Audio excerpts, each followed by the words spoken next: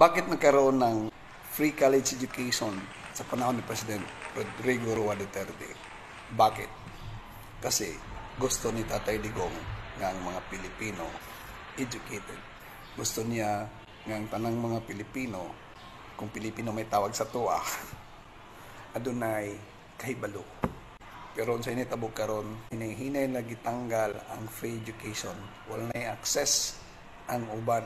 So, ang gihimo karon sa bagong administrasyon, itanggal nila ang programa sa free college education.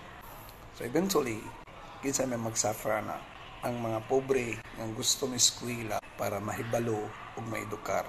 Ang gusto nila na mangmang gyapong mga Pilipino, bulok gyapong mga Pilipino para dili kabalo ug walay kahibalo ug makontrol nila nga mga oligarchs dinhi sa nasod sa Pilipinas. So mabitaw ang magmatata kaya ang kahibalo mo'y magdala ka nato sa kalampusan sa pagmata. Ang kahibalo magdala ka nato sa kamatuoran.